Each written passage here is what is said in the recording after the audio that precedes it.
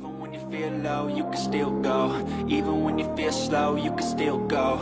Even when there's no hope, you can still go. I never answer to no, man, I still go. Go, go, go, go, go, go, go, go, go, go, go, go, yo, go, go, go. Hustle hard, hustle every single day. I'll be making moves till I'm buried in my grave. To the system, I don't wanna be a slave. I've been doing shit my way.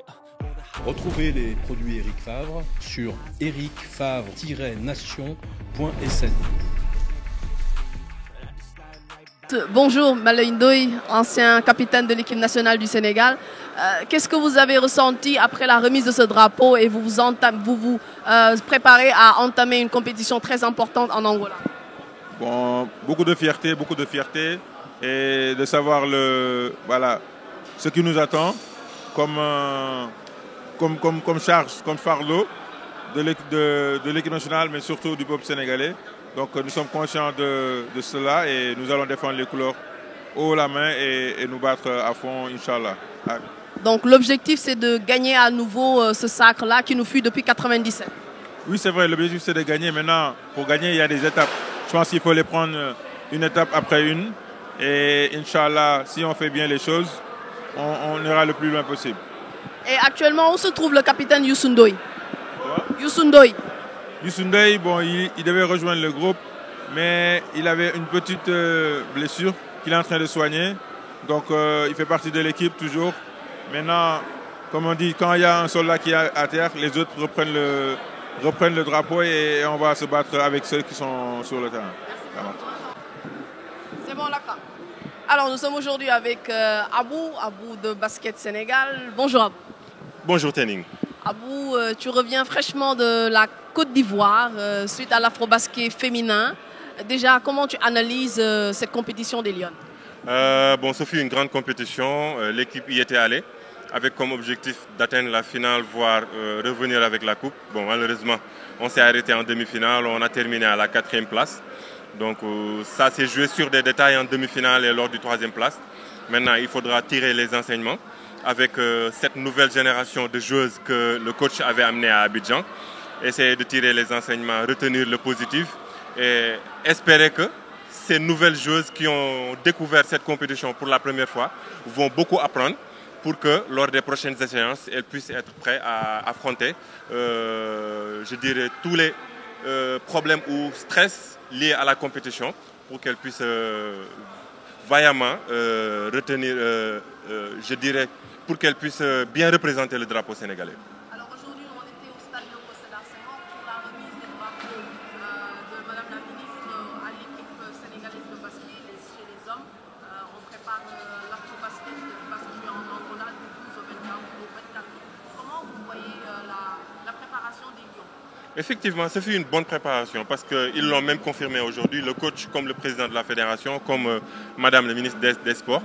Donc cette année, l'équipe nationale masculine a été mise dans de bonnes conditions. Le coach avait donné une feuille de route et les dirigeants ont répondu. Donc l'équipe a effectué sa préparation en Europe, à Valence. Donc ils avaient installé leur camp de base là-bas. Et ils ont pu dérouler leur programme de préparation comme il faut et puis disputer des matchs amicaux internationaux contre la Côte d'Ivoire, la France, la Pologne et puis l'Italie. Donc c'est un acquis, c'est un positif. Maintenant, on espère que les acquis récupérés de cette préparation, on va les combiner à l'état d'esprit du groupe et à l'envie de gagner pour pouvoir mettre quelque chose sur le parquet en Angola, ce qui va nous permettre sans doute de gagner nos matchs et pouvoir atteindre les objectifs qui ont été fixés. Quelles sont les chances du Sénégal par rapport à cet afro-basket? Quand on sait que depuis 1997 quand même, le Sénégal n'a plus du tout gagné ce sac-là. Quelles sont les chances du Sénégal pour ce jour? Les chances sont intactes. Les chances sont intactes. Le Sénégal a toujours la possibilité de monter sur la plus haute marche du podium. Parce que le Sénégal est un grand pays de basketball. Tout le temps, on finit dans le top 4 ou bien dans le top 3, voire même être finaliste. Donc c'est vrai que depuis 1997, on court derrière le titre. À chaque fois, on tombe en finale ou bien en demi-finale.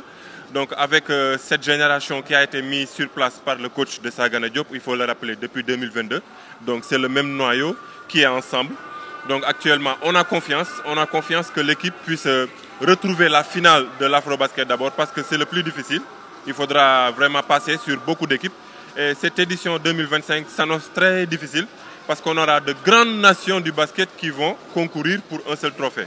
Il y a la Côte d'Ivoire, il y a l'Angola qui est le pays hôte, il y a la Tunisie, il y a le Sud-Soudan qui, depuis ces 2 dernières années, est la meilleure nation africaine.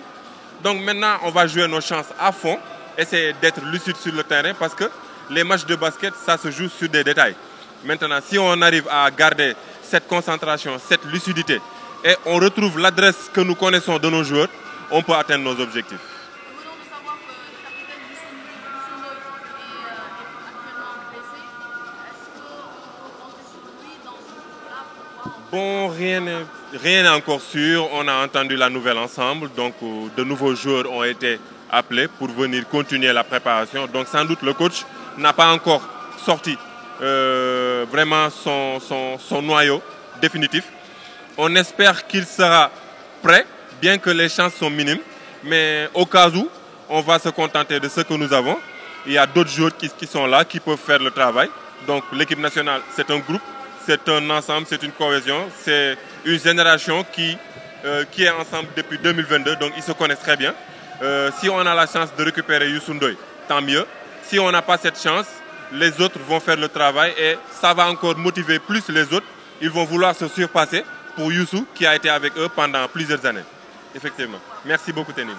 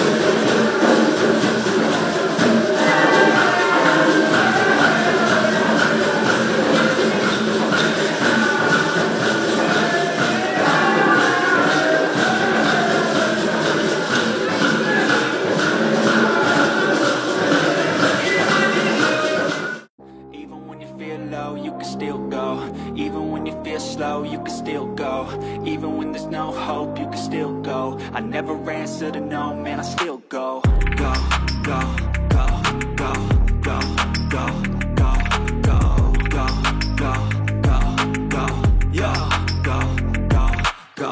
Hustle hard, hustle every single day. I'll be making moves till I'm buried in my grave. To the system, I don't wanna be a slave. I've been doing shit my way. Retrouvez les produits Eric Favre sur ericfavre-nation.sn.